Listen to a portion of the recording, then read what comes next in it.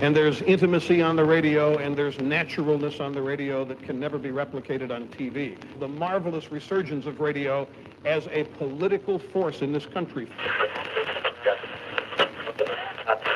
News-related radio programming is evolving. There's a huge hole in our dialogue that can be filled by the synthesis of traditional radio and the freedom that comes from a live podcast. You're about to experience Cowboy State Politics live. Here we go. Hello again, and welcome to American Top 40. I'm Casey Kasem, and I want to thank Dave. Debuting this week at number 36.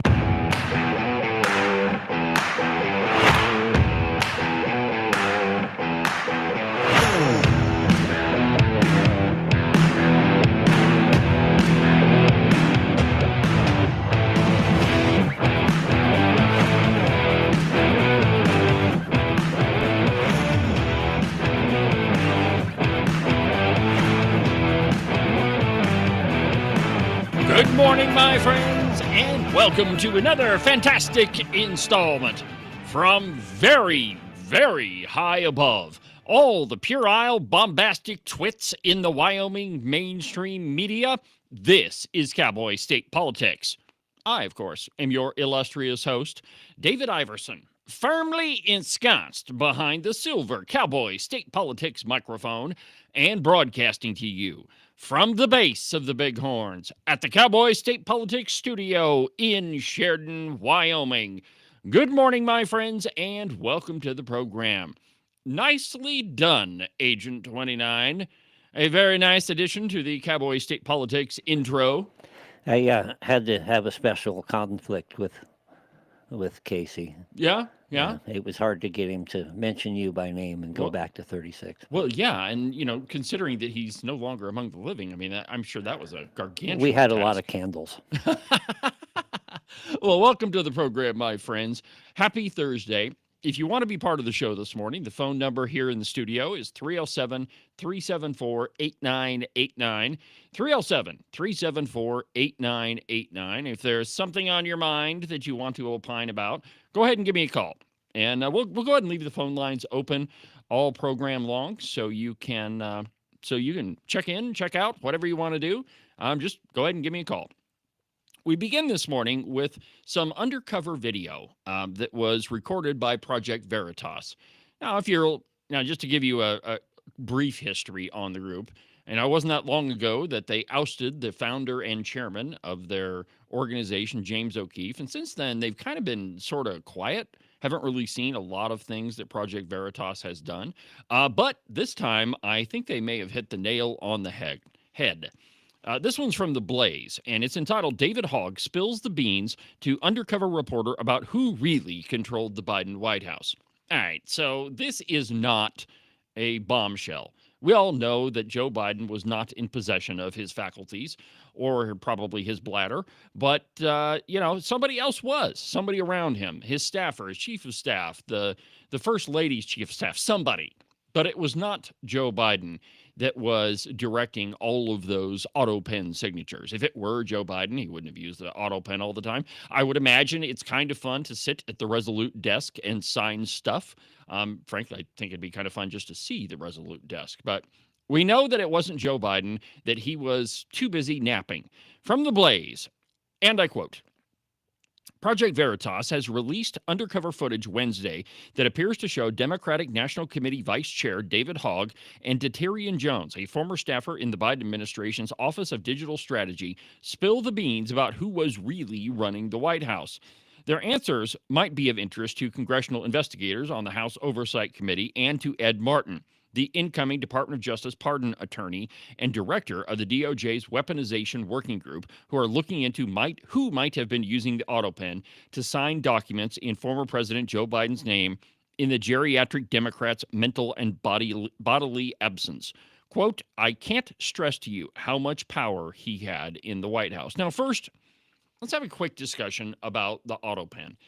All presidents use the auto pen from time to time. There is a procedure that is set up so for instance, let's say the president is overseas and something comes up in Congress that absolutely has to be signed. Well, the president can direct one of his staff to sign whatever document it is with the auto pen, but it has to be at the direction of the president. It's no different than, your signature, right? Somebody else can't sign for you. I mean, your wife can, but typically Joe Schmo off the street cannot grab a pen and sign your name to a legal document. Such is the case with just about everything that comes out of the White House. But it turns out that the vast majority of documents that did come from the Biden White House were not signed by Joe Biden. They were signed using the auto pen. So the question is, who was the guy with his fingers on the start button of the auto pen? I mean, who was it? Was it Joe Biden's chief of staff? Was it somebody in the cabinet? Was it some lowly staffer that lives, in some far-flung office, in the White House? Nobody really knows. But one thing is for certain: it probably was not Joe Biden.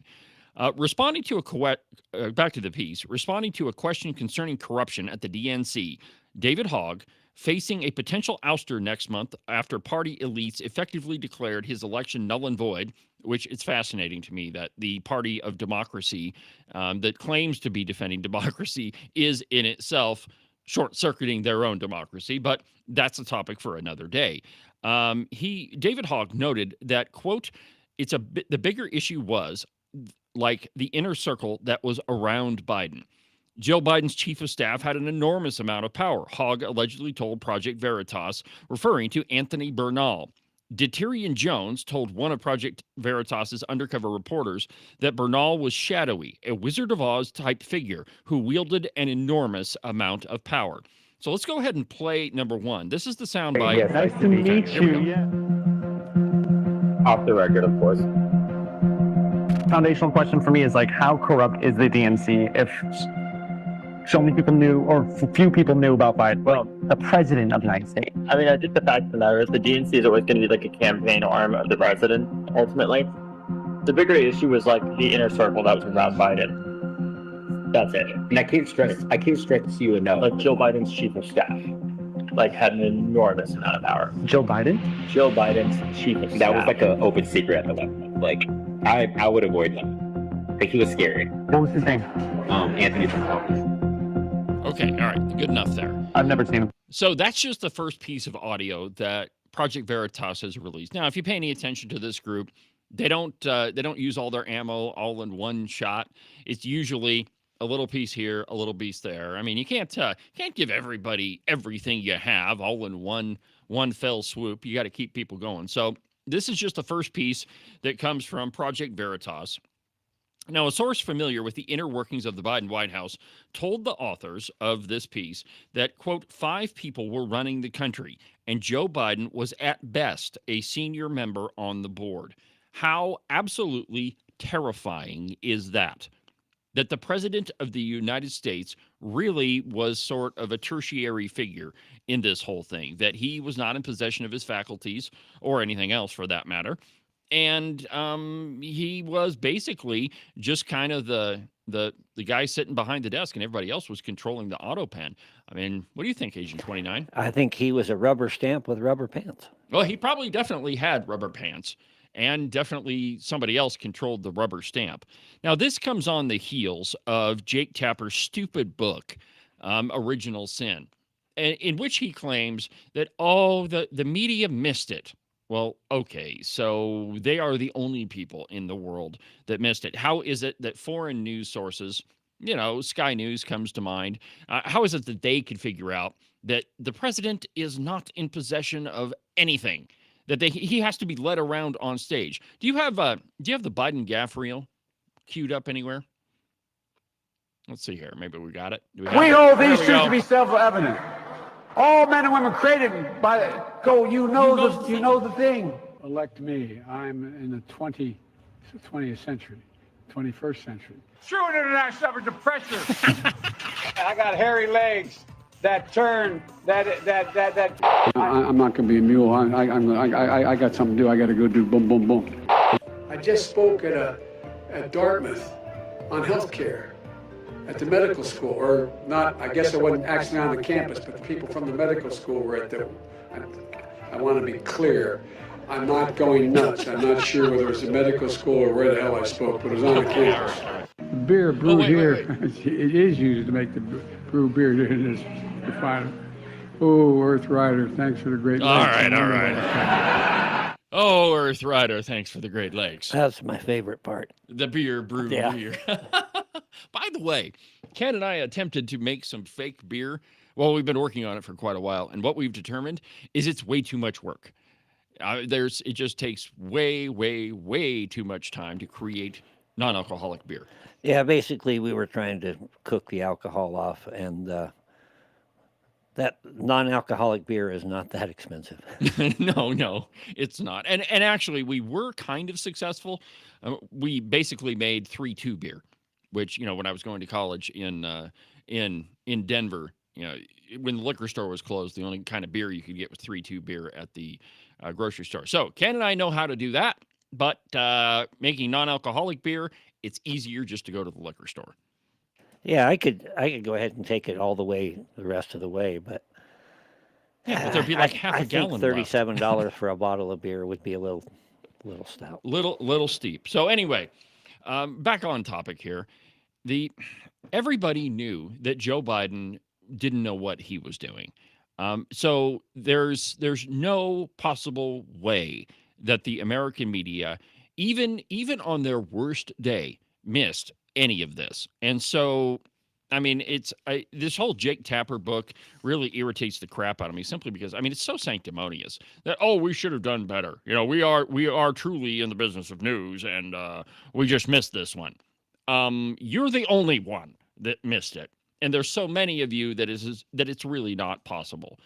Well, the admissions from Hogg and Jones, coupled with revelations of Tapper's book, appear to confirm that President Donald Trump's suspicion, which he expressed to Blaze Media co-founder Glenn Beck in October, namely that Biden was effectively a figurehead for a committee of unnamed bureaucrats.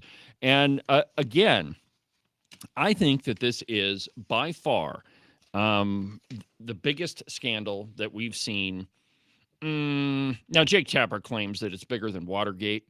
Well, I think that it is, but I also think it's bigger than Woodrow Wilson, and that Jake Tapper himself is in the middle of all of it.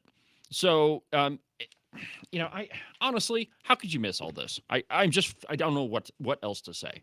I'm one of the few people listening that probably is old enough. I didn't say probably, I was there. Probably one of the few people listening that's old enough to remember Watergate and what happened during that time. And the shocking thing there was not that it happened, is that they made a big deal out of it. Yeah. That was kind of, that's how politics is played. Exactly. And, okay, we got to do something about Nixon, so we're going to blow this out of proportion. Exactly. And, the cover-up is always worse than the crime. I mean, at least that's the saying. But I don't know if that's entirely true in this case. I mean, yeah, there was a giant cover-up, and the media was in it up to their eyeballs. But I really think that the cover-up, as big as it was, is not nearly as serious as the actual crime itself, and that is usurping the powers of the presidency. I don't think that you could get much worse than that. Let's see here. Well, you know what? Let's go ahead and take a break. Before you do, I just wanted to throw into that. What they did was bad enough. We all agree with that. But the idea that while they were doing this, they tried to get another term. Yes. I can kind of see it where, okay, we're going to finish this term, we're going to get by and save face and not, we're out. When they said we're going to run for another term and it all fell apart, and thank God it did. Yeah. That to me was the last nail. Yeah, and that's the big difference between Woodrow Wilson and Joe Biden. Woodrow Wilson had a stroke and he was in bed for like 2 years, and nobody knows if Edith Wilson, we're all pretty sure that Edith Wilson was controlling everything. But after their term was over, they had discussed, should we run for a third term? And they just decided, well, Woodrow Wilson can't do anything. He's had a stroke and he's not in control of his hand or the other parts of his body. So they just kind of retired and they went on their way. So anyway, way bigger than Woodrow Wilson, really bad for America. When we come back, we're going to continue. We're going to pick this back up and talk about some of the climate-related executive orders. So we'll do that after a brief but completely outrageous profit timeout.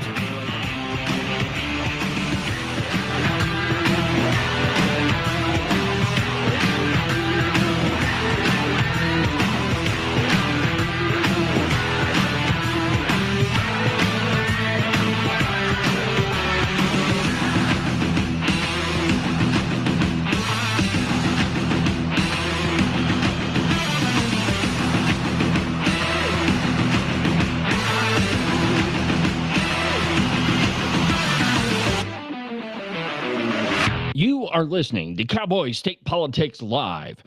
You can listen to the program on YouTube, on Facebook, on X, on Rumble, pretty much everywhere. It's almost like I'm omnipresent.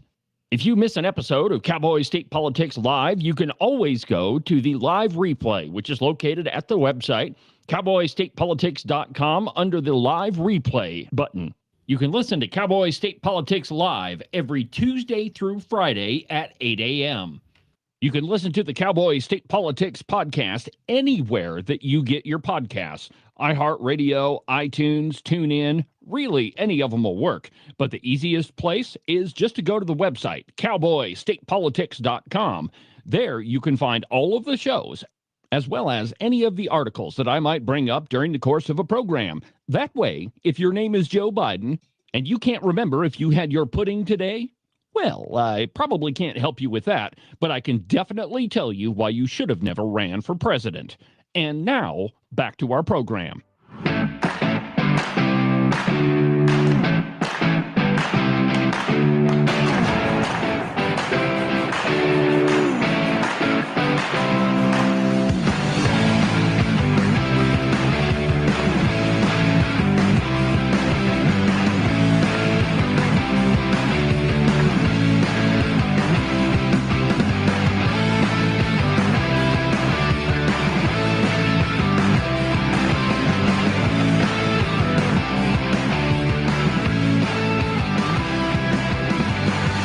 Welcome back to the program, Cowboy State Politics Live.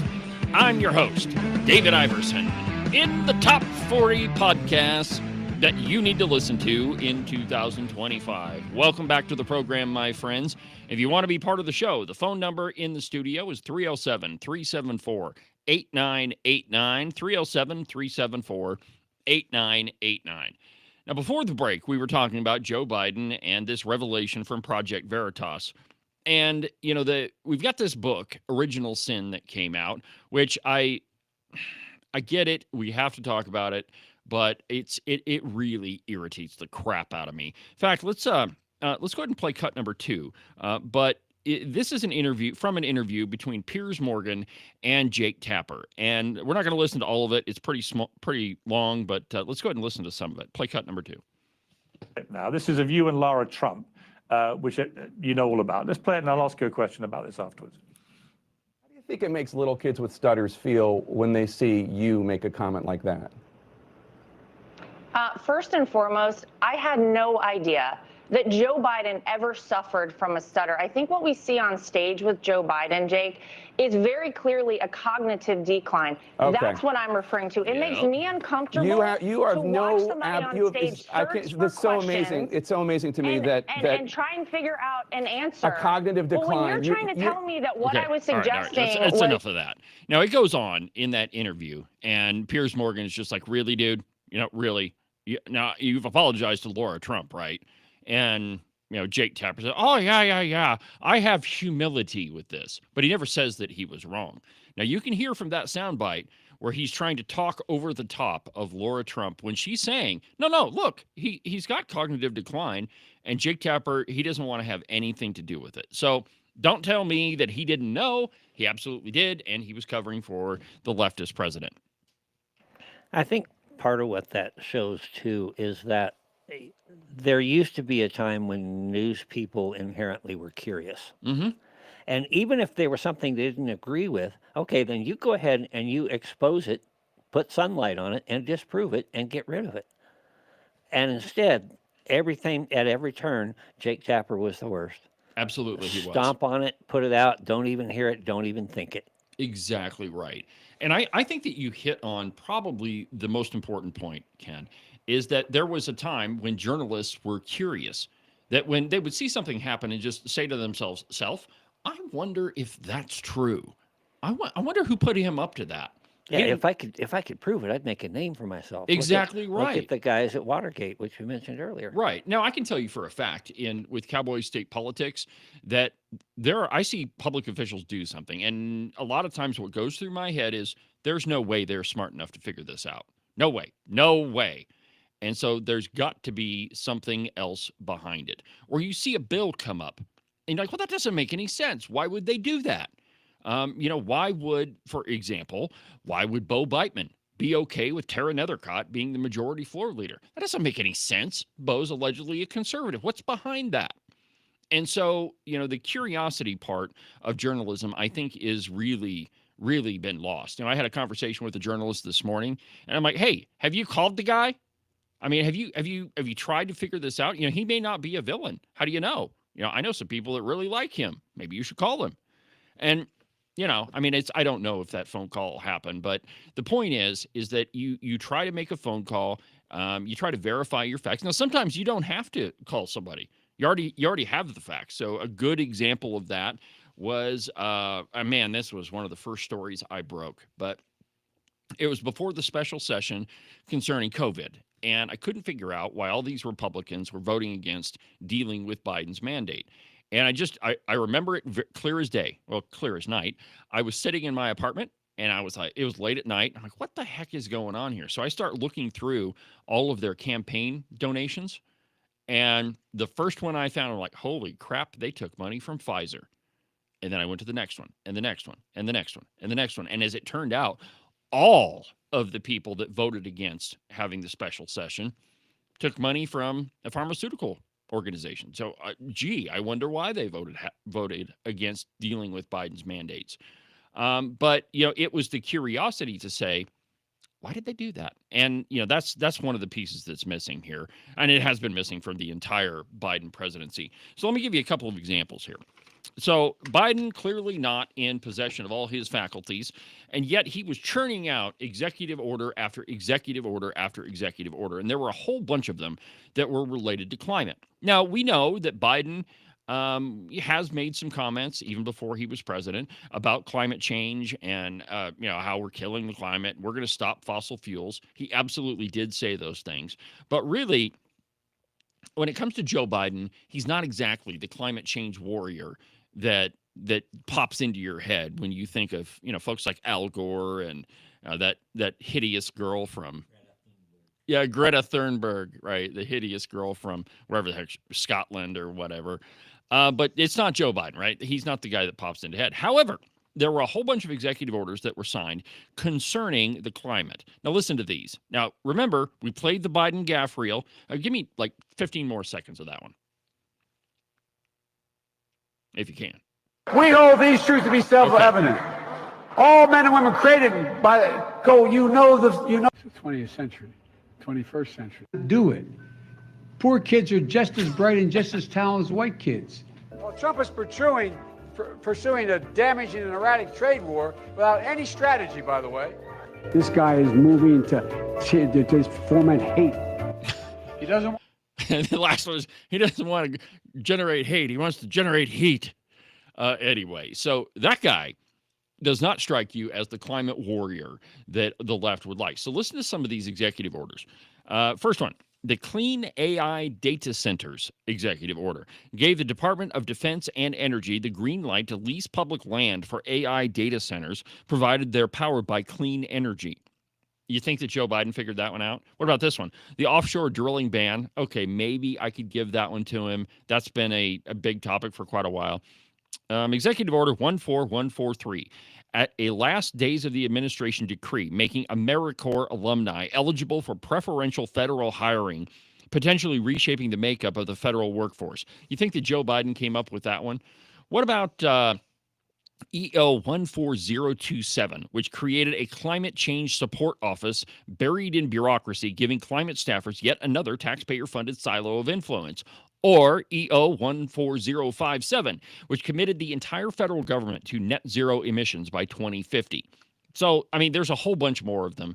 But the question is, do you really think that Joe Biden came up with all of these on his own? Well, all of these executive orders were signed using the auto pen, which is just further evidence that maybe, just maybe, that Joe Biden wasn't the guy that was signing all this stuff. I mean, it's absolutely incredible, and that the media just willingly looked the other way on this stuff. I mean, it's just further evidence that, like Agent 29 said, the curiosity is not killing the cat; it's killed, or the lack of curiosity has killed the media. All right, so uncharted territory for the first time ever, and this is a really a good news story. A lot of times I get the feeling on my program that I'm just kind of like the little black rain cloud all the time, that a lot of stuff on the program is sort of doom and gloom, and I don't really give you that much good news because, quite frankly, in politics, most of the time, everything I kick over is kind of ugly. Every rock that I move, you find something underneath it. But this is a good news story. So uncharted territory. For the first time, 50% say America is headed in the right direction. And I quote from the Daily Signal, a majority of voters say America is headed in the right direction. That has never happened in nearly 20 years of Rasmussen. A Rasmussen survey taken between May 18th and the 22nd and released on Sunday said, why would you release a survey like this on a Sunday? That doesn't make any sense. Anyway, say that 48% of Americans say the country is headed in the right direction, while 47% say that the U.S. is on the wrong track. 5% are not sure. How could you not be sure? I mean, that's a pretty easy question. You think things are going good or bad? You knock it off. You're demonstrating curiosity. Oh, I know. Oh, I forget. I'm in the media, and I shouldn't be curious about anything. Rasmussen's Mark Mitchell put the numbers in context, saying, quote, in 20 years, the percentage of people who say the U.S. is headed in the right direction has never been higher than today. The pollster began conducting its right track, wrong track surveys in 2006. The sharp-eyed and those critical of the administration were quick to note that technically 48% is not a majority. For that, you'd need 50%. Indeed, search Rasmussen right direction on X, and you'll find a run of people quoting Grok saying the same thing. They're quoting an AI thing. By the way, I've got a story buried in the stack of stuff that we need to talk about. It's truly terrifying, and we'll do that next. But first, let's go ahead and take our second break. And when we come back, I've got something that if it doesn't scare the pants off of you, Joe Biden back in the Oval Office, definitely won't. So we'll do that next.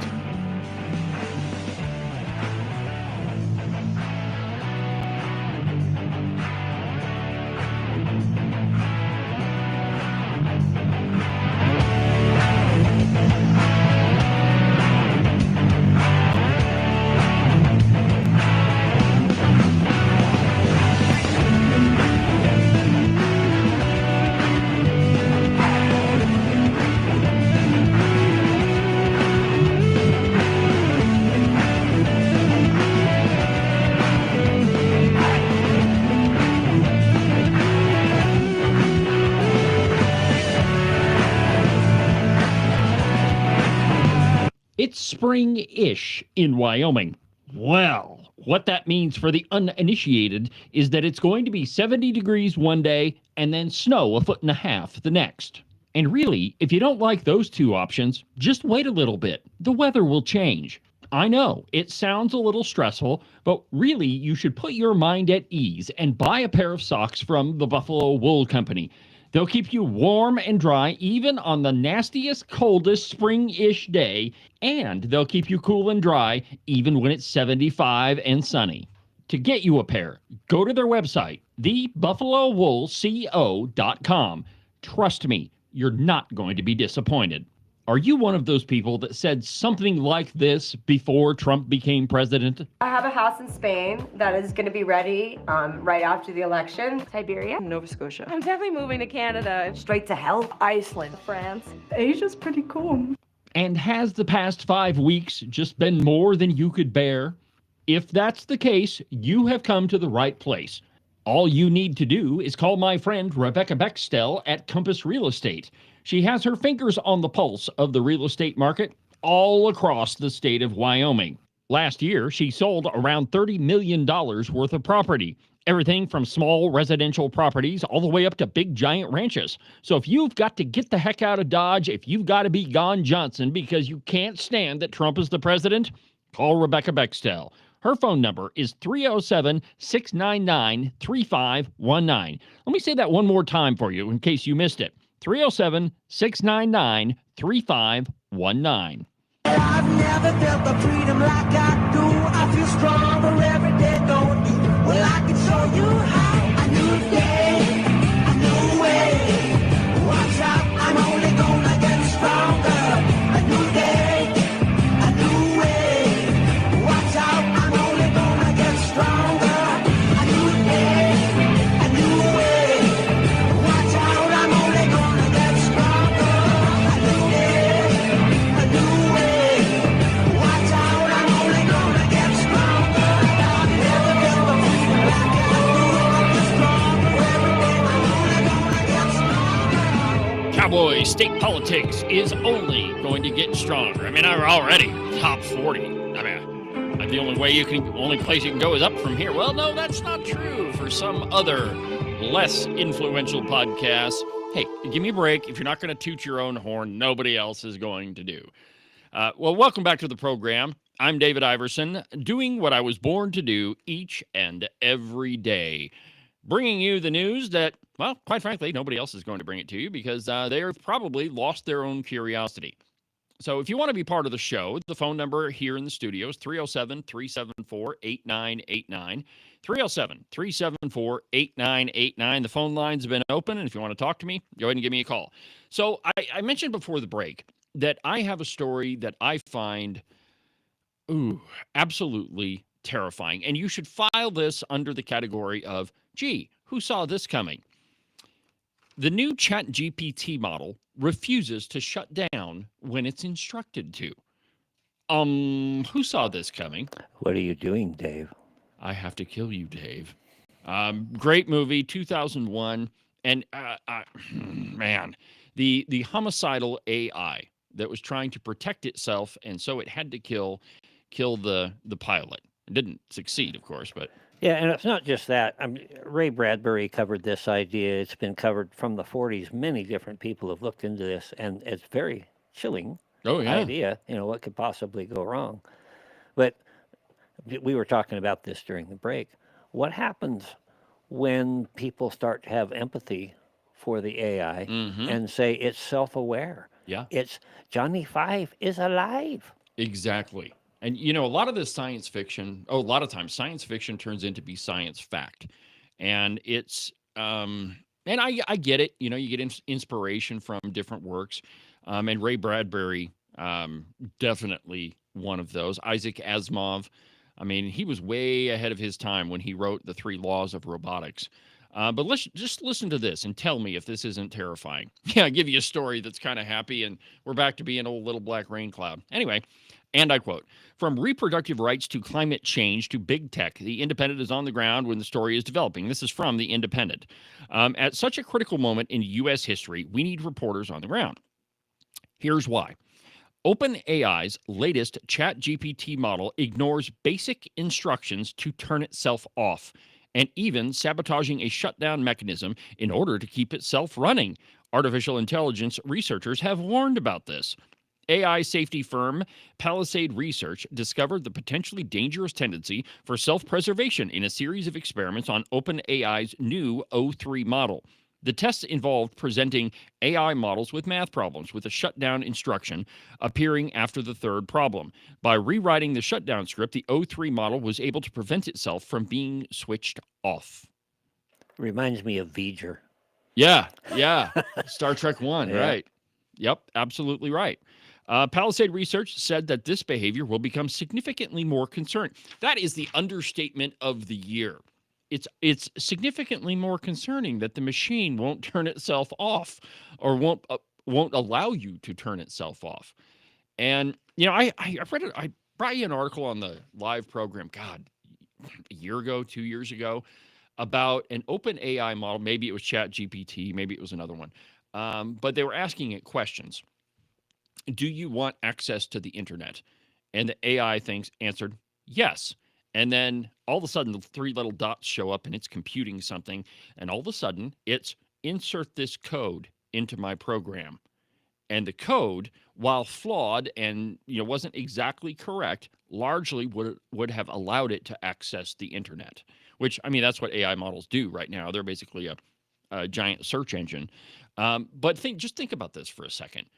You have a machine that you've created that won't allow itself to be turned off. What could that possibly turn into? Nothing good. Nothing good. There are those that would say we don't really have to worry about that in Wyoming right now. But I was talking to a young fellow legislator, and he said, "quote I can't wait for AI to get good enough to be able to write law." Wow. Yeah.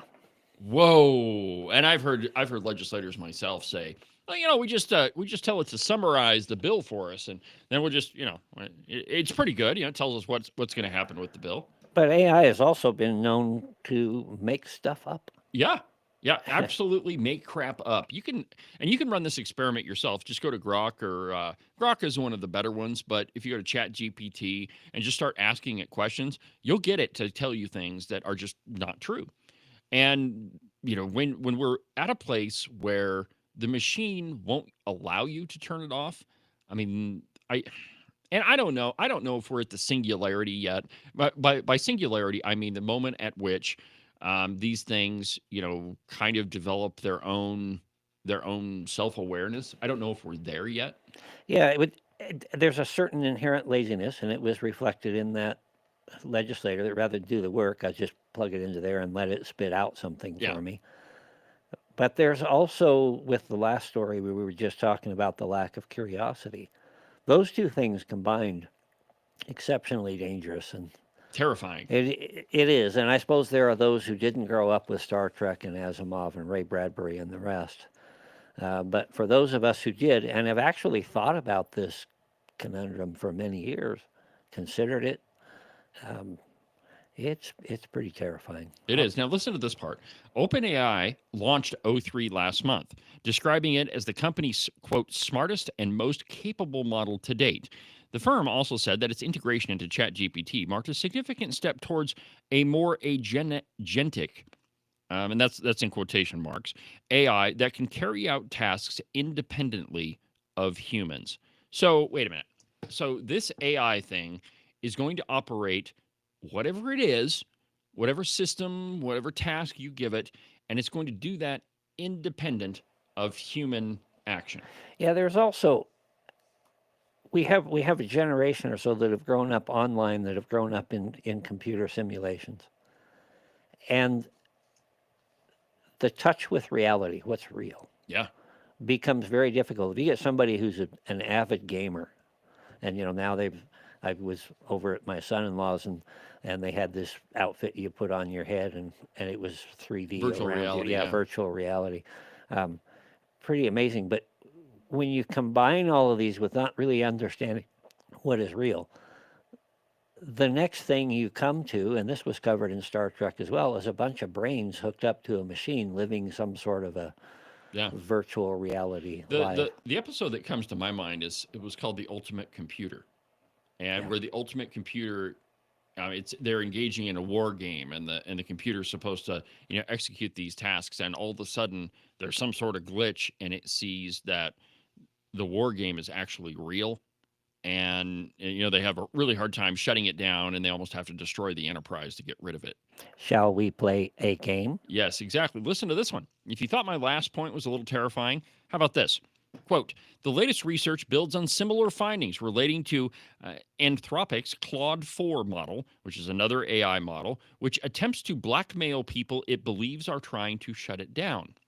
No, I mean, that would never happen. No, we won't have that problem. So the AI model comes up with pictures. Let's just say, I don't know, maybe of you doing something untoward with your neighbor, and then that picture finds its way into your wife's email. You don't suppose that could happen, could it?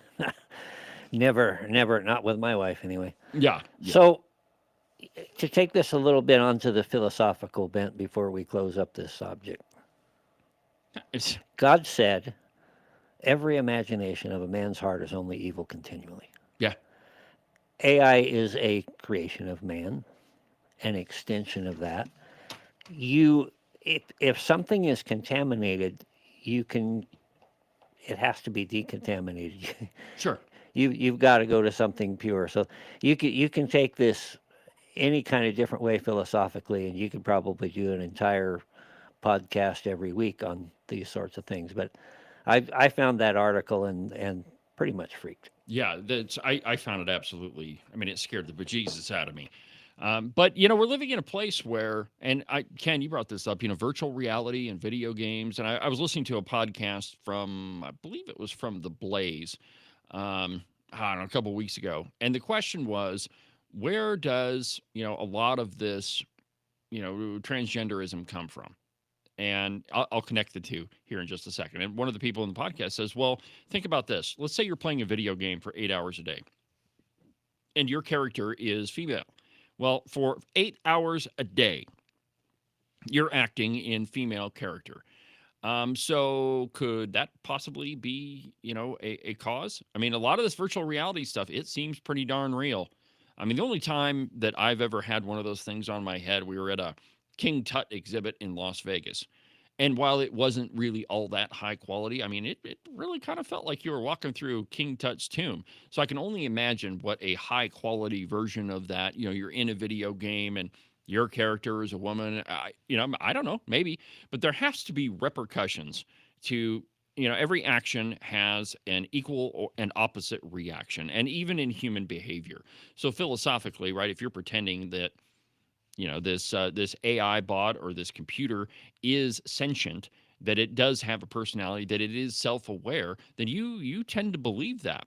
And then all of that gets transferred into everything else, you know, every other aspect of your life.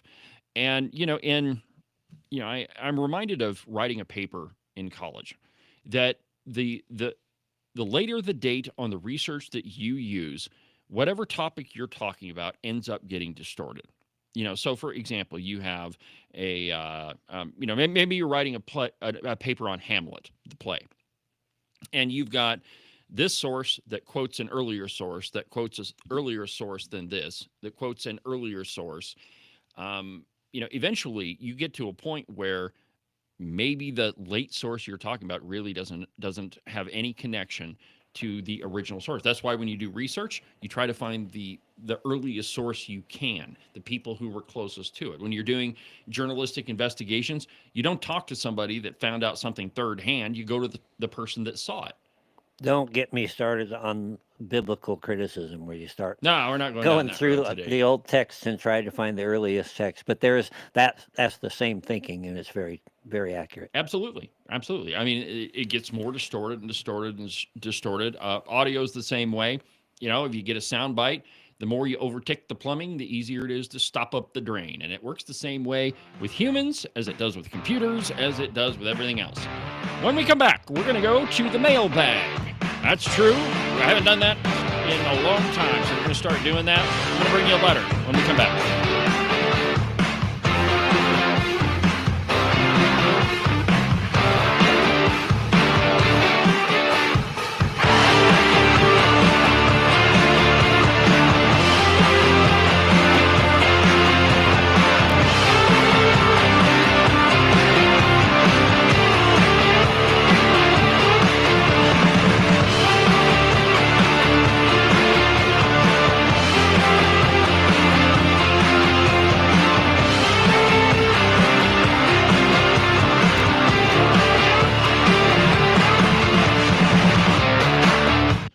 U.S. Coin Capital, we hear from Americans across the United States who have a growing concern about the future purchasing power of U.S. paper money.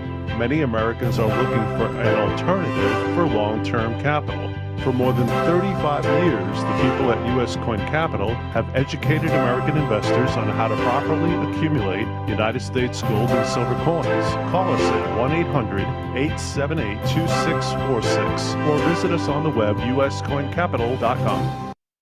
Make sure that you subscribe and follow the Cowboy State Politics podcast. You can do that from the website, cowboystatepolitics.com, or anywhere that you get your podcasts.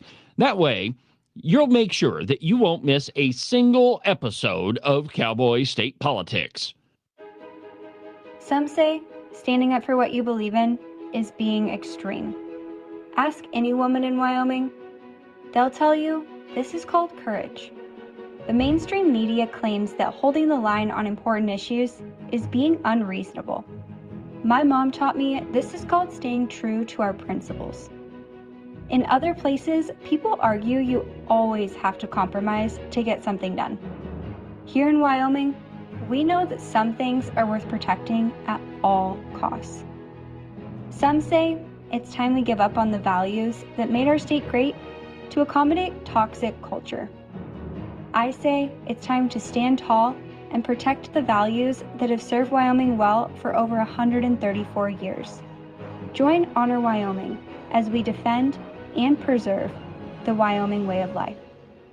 Find out how you can make a difference today. Visit honorwyoming.org.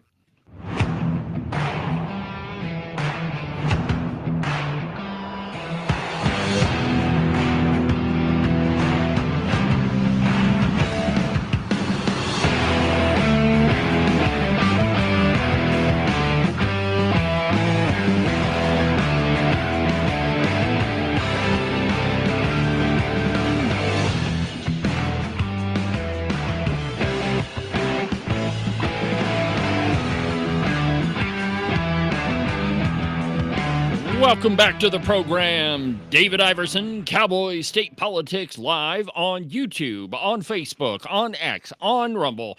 It's almost like I'm omnipresent. You could find the program anywhere that you get your podcasts. Really just go to Google and type in Cowboy State Politics and you'll find it. Don't get too big ahead. There's still 35 out there bigger than you. That's true. There are 35 and the big names, man. It's I got to tell you, it is such an honor to be on the same list as some of those folks, and I can't even tell you. I'm still trying hard to wrap my head around the whole thing, But anyway, number 36 out of 100, pretty awesome. So Bill Maher, and I don't think that Bill Maher has turned into some sort of conservative. He's certainly not. Bill Maher is a classic liberal.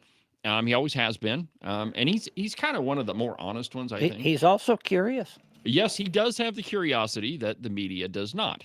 So recently, in fact, I think it was this last week, he had a guest on, and he was talking about the sentiment, the affinity, the sympathizing with the terrorist group Hamas. We see it on TV all the time at college campuses. People running around with Palestinian flags and saying that there's genocide being committed. Let's go ahead and listen to cut number 3. Here's Bill Maher.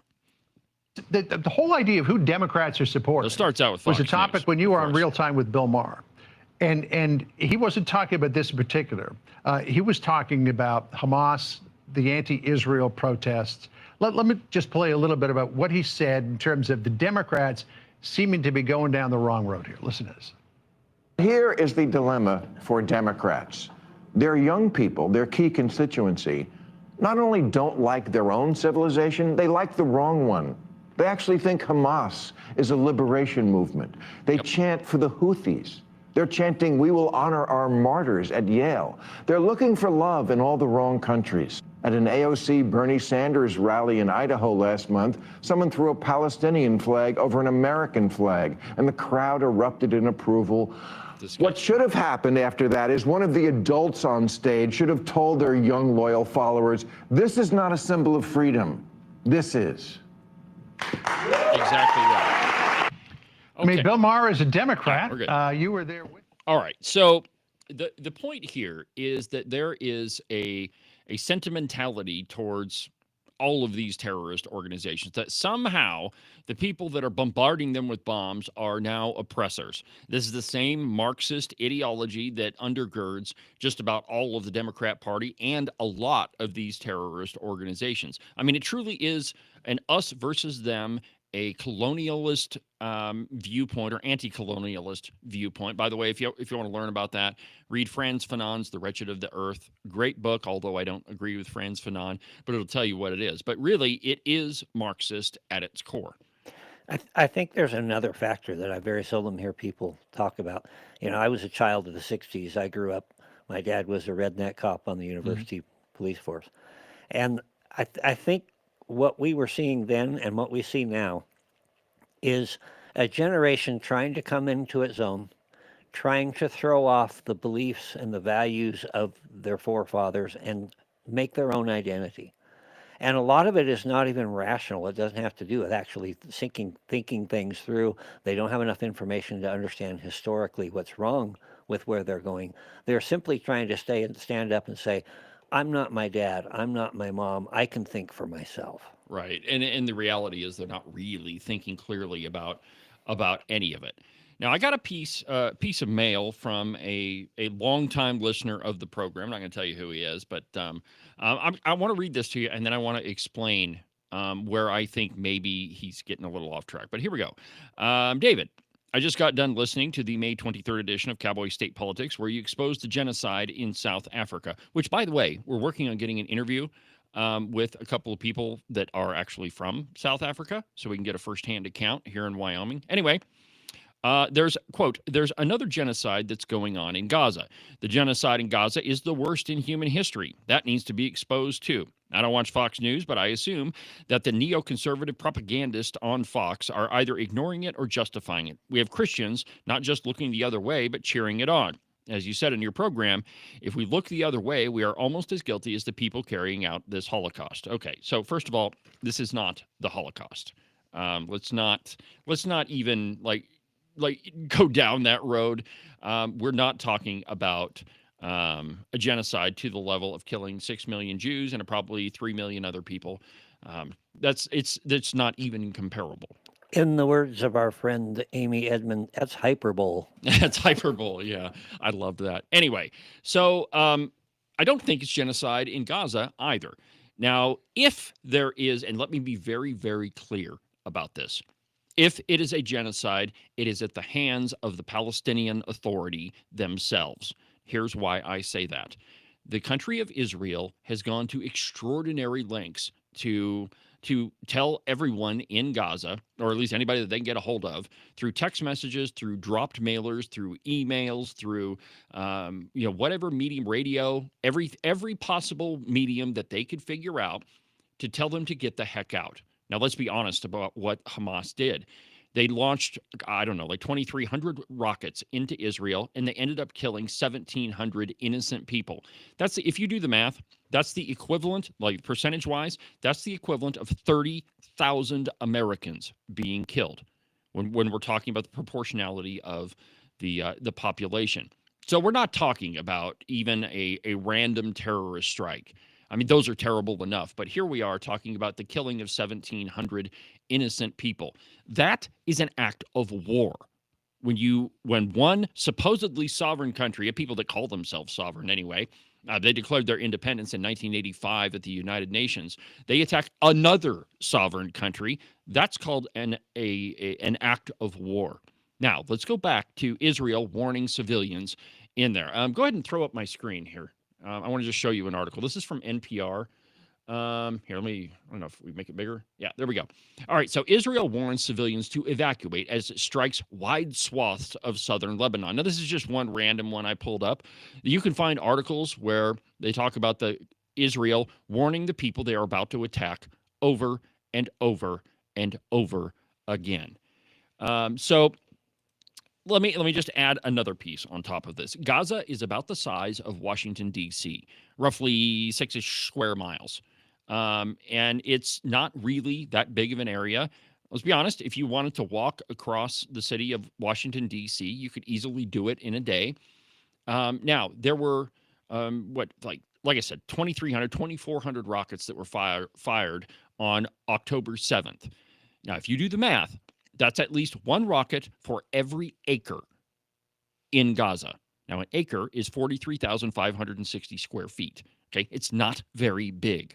Now, if one rocket is fired from every single acre, if you live on that acre, which, by the way, Gaza is pretty well populated, or at least it was, there's no way that you don't know that rocket is being fired from the building next to you.